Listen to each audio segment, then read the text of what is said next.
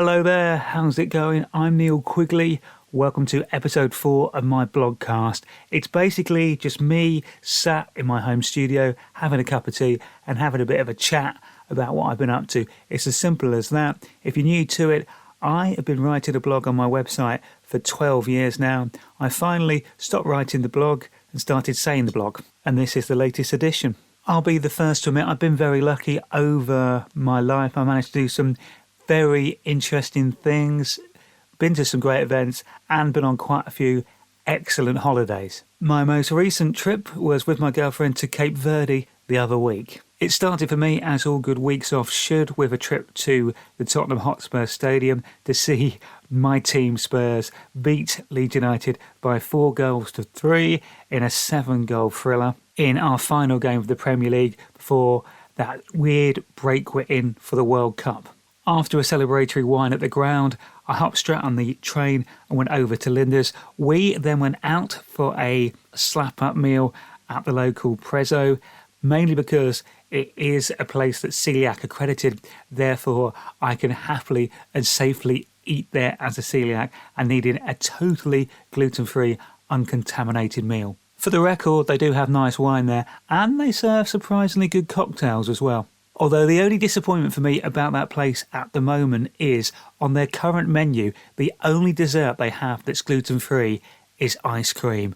And I'm not a massive fan of ice cream, so there was no pudding for me there. Luckily, there was some pudding for me back at Linda's, so I had it there. It was a good night out, a nice relaxing start to the holiday. We were flying out early on the Monday morning, so very sensibly we decided to book a hotel near Gatwick Airport where we were flying from on the Sunday night. We went there late afternoon on the Sunday, got checked in. Previously, on our last holiday, we stayed at a hotel right at the airport, literally next door to the terminal, and it all seemed a bit frantic, a bit busy. Didn't really enjoy it that much for various reasons. This hotel was about a 5-minute drive away from the airport, and it was so much nicer. Everything just seemed so much more relaxed. It was easier. It just felt like you could relax into your holiday a lot better. Plus, there was a pub right next door. Therefore, it would have been rude not to go to that pub, have a couple of drinks and get ourselves a meal. The waitress in there was absolutely brilliant. Although if you go into a place that isn't celiac accredited, lots of places will basically make you sign a disclaimer that if they accidentally damage you with what they give you, it's not their fault. And basically, if I don't sign that, I can't eat there. So I had to tick the box. But the waitress was great. She was very knowledgeable about the menu and very honest about what had gluten in, what didn't have gluten in. So I managed to get a nice 2-course meal there, which was lovely. So we had a great night in there, just chilling and relaxing, getting ourselves ready for the big trip. Next morning, we had to be at the airport for 6 o'clock, so the alarm went off at 5. I, over the years, have worked night shifts, I've done breakfast shows, so you think I should be used to being up really early in the morning, but it never gets any easier. It is always so tough. But we managed it, we got up, got showered, got dressed, got ourselves across to the airport, got the bags in, and it was all quite quick and quite smooth, actually. Did a great job, the team at the airport, in getting us through that. We had paid the £5 extra each for the VIP security, so that got us through the security checks a lot quicker.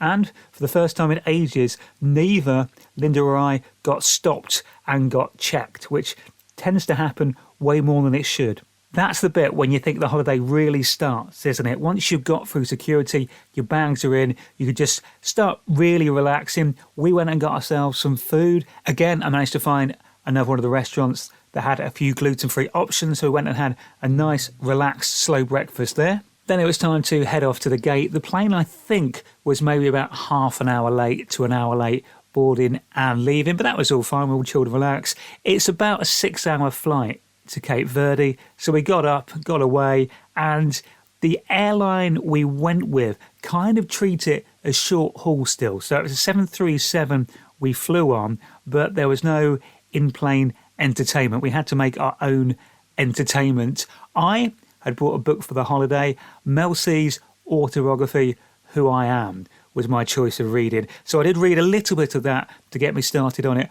on the plane over. There was some food and tea to buy on the flight, so we did that. I always find that breaks it up for me. I like a bit of food and drink on a flight. It just passes the time a little bit. Flight was okay. We landed at Cape Verde at about 3 o'clock in the afternoon, and then it was the next mission of getting ourselves through the airport. They're very laid back, very relaxed, the people of that island. Never really in a hurry, so it seems. So it took quite a while to get back into the airport. As for getting past passport control, they did have some of the new scanners, you know, the ones that at most UK airports where you just put your passport in, it automatically lets you through. It seemed very random. It was letting some people through and not others through. And we all had the same style of passports. We all had the right passports. It seemed very random. It came to mine and Linda's attempt. She got through.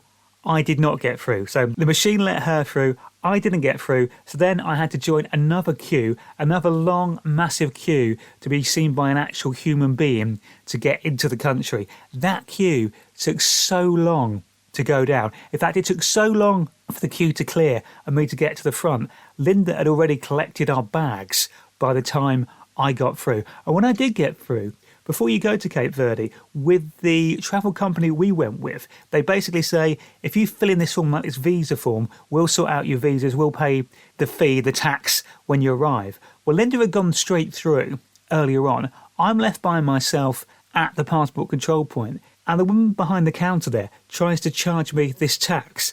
I just look very confused. I go, well, look, my girlfriend's already gone through. She's sorted all that out. And I just look, really confused and thinking, what's going on here? This sounds a bit weird. This sounds a bit strange. Anyway, in the end, she just let me through. And we got through and got onto the coach, ready to be taken to our resort and where we were staying. While we were on the coach, one of the reps from the company comes on and says, oh, by the way, if you ended up paying that tax again at the airport, you can get it back. I was like, nope, they didn't get it off me. Not saying I'm tight, but I wasn't paying the same thing twice, basically. I don't think that's unreasonable. Got to the hotel, got checked in, got shown to our room. Nice big room, no complaints there. All good. Water and soft drinks in the fridge. Everything nice and tidy. Looked good. And the temperature already. We arrived there at the hotel we were staying at about 4:45, I think. And it was still about 26 Celsius outside. Nice and warm, nice and sunny. Exactly what we went for. Bit of sunshine. Now, it was an all-inclusive holiday, and they had one main buffet-style restaurant where you'd eat most of the time, and they had another 3 restaurants on site, one of which you had to pay extra for, and that basically had no gluten-free food available, so we didn't go to that one. The other 2 come part of the package, but you have to book them. When we checked in, we were told you want to book these 2 restaurants very quickly because they fill up quite quick and you might not get in. So we took advantage of that. So once we got our bags unpacked, straight back to reception, and we booked ourselves into those restaurants for the Saturday and Sunday nights, our last 2 nights. At that point, I thought I'd better just check that my dietary requirements had been passed through. Linda spoke to someone from the travel company a week or so before we left, telling them about my dietary requirements. The woman on the end of the phone apparently wrote it all down, double-checked it, and said, yes, sure, no problem. We arrived at the hotel. I asked to speak to guest services just to check everything had gone through. They had no record, no notes at all of me being a celiac, which wasn't ideal and worried me a bit. However, the woman at guest services was absolutely brilliant. She took me into the restaurant later that night when we were ready to eat. She introduced me to one of the chefs, and basically the plan was, because it was a buffet and they're like kryptonite to celiacs, because best will in the world, people, even if the stuff's labelled gluten-free next to stuff that's got gluten in, I can't risk any cross-contamination at a buffet. We all know, we've all done it, you end up just using the wrong thing to pick up the wrong thing, so I just couldn't do it. Anyway, the chef comes out and says, no problem, what you want, we'll prepare you whatever you want. So I just had a lovely tuna steak and some vegetables, which was perfect and cooked for me. So I'm perfectly happy. First night there, have a few drinks, all good. First full day, we just decided to chill out and spend the entire time at the pool. They had 2 pools, both very pleasant, both very nice. It's very warm in Cape Verde. While we were there, it was up to 29 Celsius to 30 Celsius, mainly sunny, and it's quite windy. It's a very, very flat island. We were on Sal, one of the Cape Verde islands, and it was very flat. So yeah, it did get a bit windy, but the weather was really good. We made sure we slapped on the sun cream, keep ourselves healthy, and also you want to get a good tan as well. That's half the point of going away, really, isn't it? Well, it is for me anyway. Come back hopefully looking slightly healthier than you did before you went, even though you probably drank way more alcohol than you normally would in a standard week. So we have a nice relaxing day. I'm reading some more of my Mel C book, which I'm enjoying. That night, we are back into the buffet restaurant, and again, I have to go through the same thing. I asked to speak to the chef. This time, the head chef comes over, Amy, and he is knowledgeable about celiac. He clearly knows what's going on, and he basically makes a point of me saying, anytime you're in here, anytime you need some food, come and see me. We'll sort you out. We'll make sure it's gluten-free. And he did me another fantastic meal as well. So that was the plan all the way going forward. Every time I went into that restaurant, found a member of staff, asked to see the chef, they'd come over, what do you want? They'd rustle me something up gluten-free. It worked absolutely perfectly. They were all brilliant. I'm so pleased and thankful that they were able to sort all that out for me. It was brilliant. We had a good week. The next day, we spent the day on the beach for the first time. Very nice beach, white sands, crystal blue sea, and nice and warm as well. So I went for a swim in the sea, which was all very good. Just nice, relaxing, chill, great weather, really hot though. You're quite near the equator. It's only an hour's time difference from England as well. They're just 1 hour behind us, so there's no jet lag or not too much adjusting to different times either, which is very useful when you're only away for a week. Once again, continuing reading my Melanie C book. Linda, by this point, I think's already read about 3 books, and I'm still on the 1 book that I bought. Now, I'm quite a slow and methodical reader. She, I think, reads at superhuman speed. She claims I'm slow. She reads at normal speed, but I'm sure I'm average, and she's just got some sort of superpower when it comes to reading. Rest of the week is kind of the same. It is, as I said earlier, all-inclusive, so most of the drinks are covered, including what they call their house wines. Now, the house red is okay. I drink red wine. That's perfectly fine. The house carver, that's drinkable at certain points of the day. The house white that Linda tried, and she's a white wine drinker, doesn't like red that much, but you'll have it occasionally. The white wine she had from the first glass, it was like paint strip, but honestly, she had a sip and just could see from the look in her face, it was not enjoyable. And I then had a smell of her glass. The smell of it was horrendous as well. It was so bad. So needless to say, she didn't have much white wine, but I did have my fair share of red while we were there. Come the Friday, believe it or not, I actually managed to finish Mel C's book, which was really good. I really enjoyed it. I am a bit of a Spice Girls fan, I'm not going to lie. I liked Wannabe from the first moment I heard it. A mate of mine, me and Leon, went to watch the Spice Girls switch on the Oxford Street Christmas lights in London the first time they did it. My sister is also a Spice Girls fan, so I went with her to their first tour. I saw them play at Wembley Arena. The first reunion tour, me and her went to see them play at the O2. And the last and latest reunion tour, we went and saw them play at Wembley Stadium. Had a fantastic time each and every one of those gigs. We also, this is how dedicated we are as Spice Girls fans, we also went and saw the short-lived musical Viva Forever, which I didn't think it was amazing, but I didn't think it was that bad, to be fair. There's been worse things put on in London, but it didn't work. It didn't sell tickets, sadly. Maybe it was just the wrong time for it. That was the problem.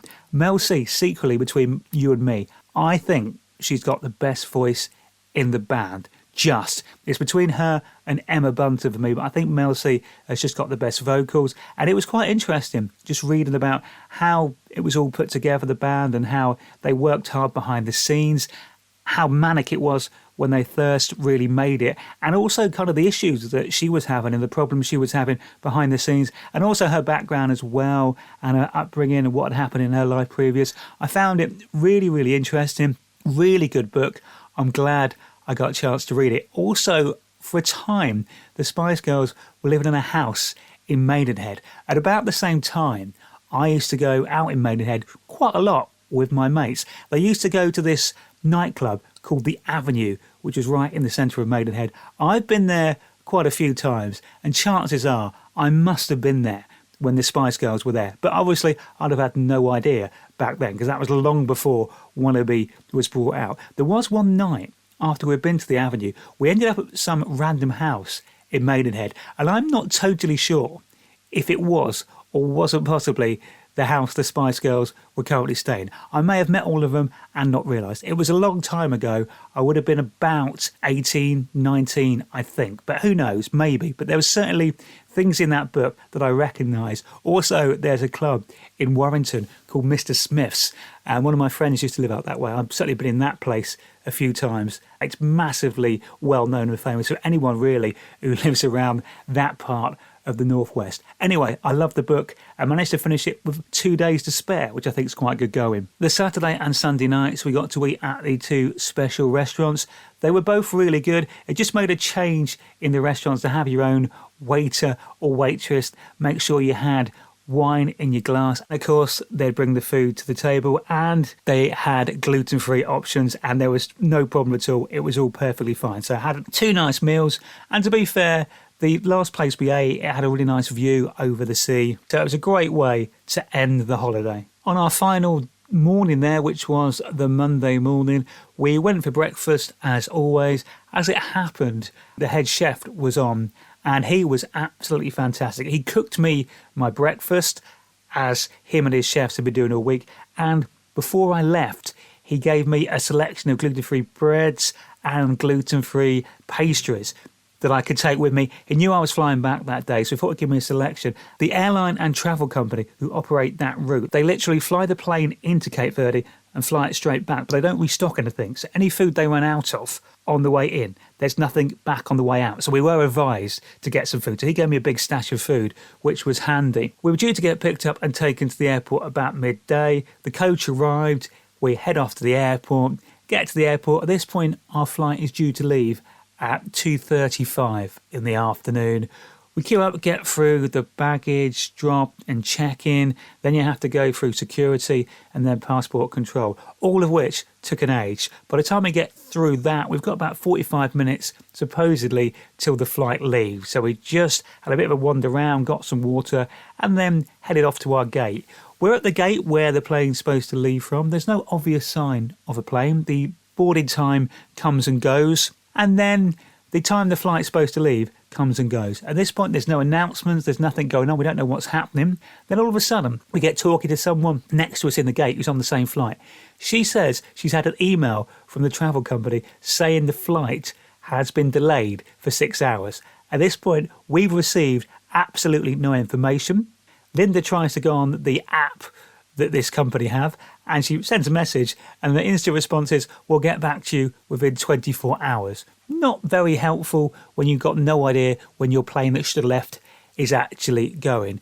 Anyway, we spoke to more people on the flight. Half the people who had the email, half the people who hadn't. And eventually, about half an hour after our flight should have taken off, Linda got the email saying, yeah, the flight's been delayed. There was an issue with the plane that needed fixing. They needed to get a part flown over from South Africa and fly an engineer in to fix it. And then it needed to be tested, which is all fine. You know, the safety of the plane that I'm going to fly in is very important. I have not got any problems with that. So we just waited around for more information, actually, in the airport. Then about 4 o'clock, I think, in the afternoon, someone from the travel company comes to us and says, right, we're going to actually take you away from the airport to a hotel and just get you some food and drink. We're still planning on flying tonight. The proposed time now is 8:30, 9 o'clock for this flight. So basically, they had to walk us round from departures. We had to walk into arrivals, go back through passport control, pick up our baggage, get on a coach,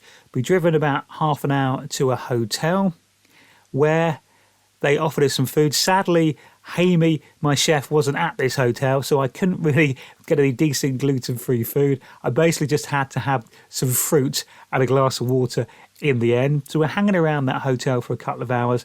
Then they decide they're going to take us back to the airport for this delayed flight. So we all get our bags back on the coach, back to the airport, queue up, back through check-in, put your bags in, back through security, then again through passport control. All of this takes absolutely ages. We get through to the other side. We're just hanging around in departures, waiting and waiting. Nothing really happening, no real information from anybody. And then we all start talking amongst ourselves. We're going, it's getting later and later. I think it had got to about 9 o'clock by this point, and we're like, what's happening here? We haven't heard of the thing. Supposedly we're supposed to be leaving in about half an hour. No word whatsoever. So we're all thinking, this is not going to happen, is it? It's not happening, is it? Nothing really was said or told to us. So we're just sort of, guessing, basically thinking, this is not good. And then eventually we get an email at about 11 o'clock saying, your flight has been cancelled for today. It will now fly the next day, and we're going to give you some hotel accommodation. So then we have to, again, walk round from departures, walk back into arrivals, walk back in through passport control, get our bags again, bags back on the coach, and they send us to various different hotels for the night. By the time we get to the hotel and checked in, it's about midnight, just after midnight. All the restaurants and places where we could get any food are closed, so we can't get any food. The pickup time to get us back to the airport is 6:45 for our flight. Guess what? At that time of the morning, none of the restaurants are open, so we can't get any food there in the morning whatsoever. So I've had some melon all day, and luckily the pastries the chef gave me in the morning have been very, very useful. I've been slowly grazing on them all day just to keep me going.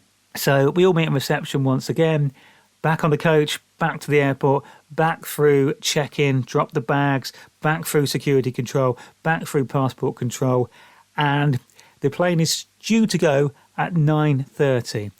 We get through passport control at about 9:15. There's no sign of a gate, nothing going on. Also as well, they have given us each a €15 voucher to get some food from this one particular outlet in the departures lounge, because guess what? There's going to be no food on the plane because they've run out on the way home. So we're all there queuing up.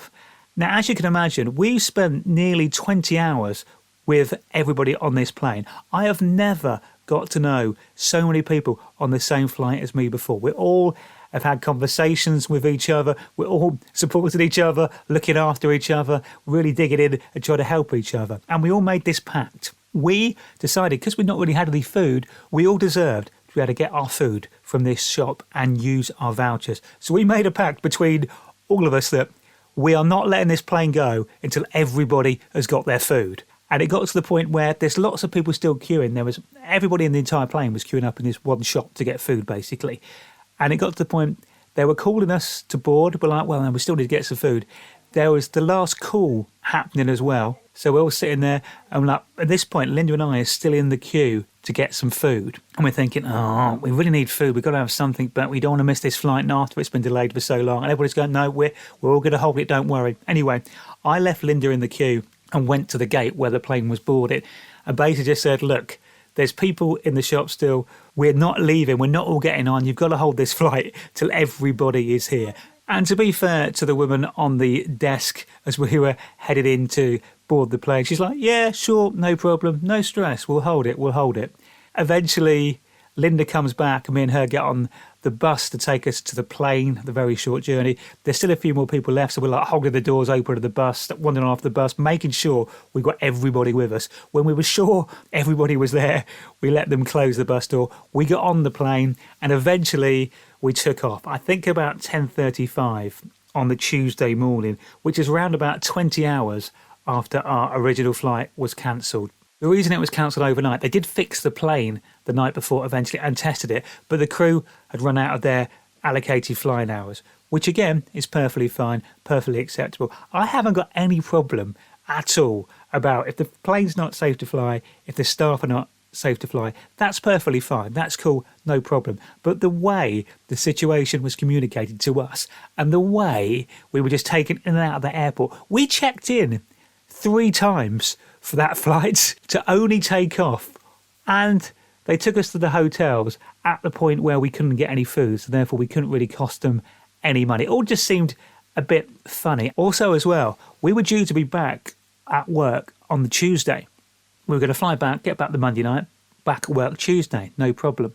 Well, we were still in Cape Verde on Tuesday morning. When I should have been working, I was still stuck at the airport. Luckily, thanks to the power of modern technology, I managed to message my boss the night before, very late, which I don't like doing because she doesn't work 24 hours, just to say, look, the flight's been cancelled. We're still stuck in Cape Verde.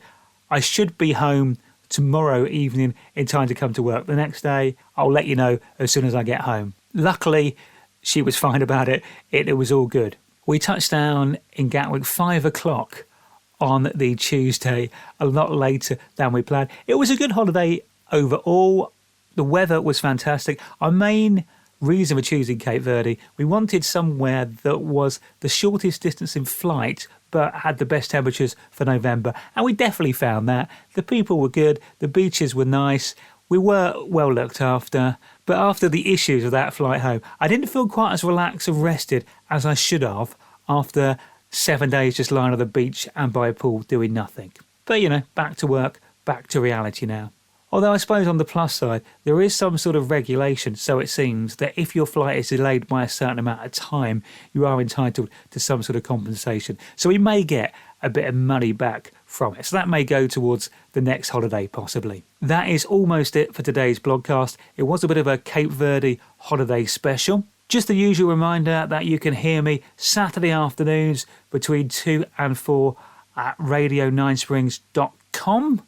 if you fancy tuning in and checking out my radio show. But that now is it. Take care of yourselves. Have a good couple of weeks, and I'll speak to you soon. Thanks very much. Bye-bye.